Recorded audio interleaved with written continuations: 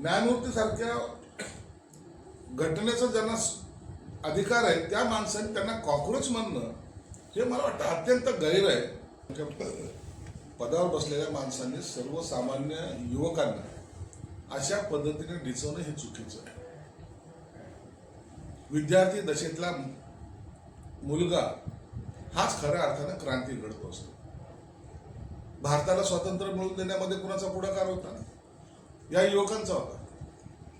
चले जाव चळवळ जेव्हा महात्मा गांधींनी जेव्हा घोषणा केली, सगळ्यात पुढे कोण होता? हा युवक होता.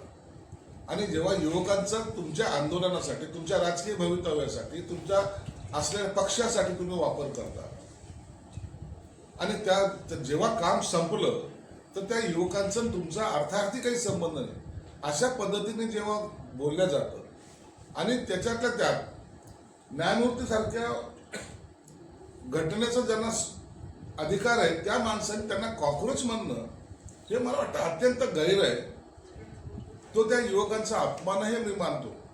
म्हणून युवकांचा संताप हा झालेला संताप हा असा तसा नाही झालेला. तुम्ही त्यांच्या अधिकार आणि त्यांच्या ताकदीला दिलेलं ते आव्हान आहे.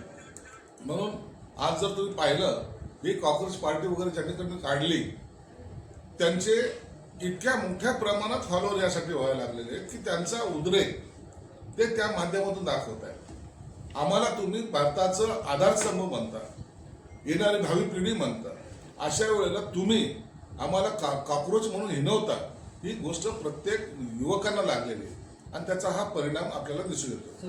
राष्ट्रवादी काँग्रेसच्या नवीन कार्यकारिणीत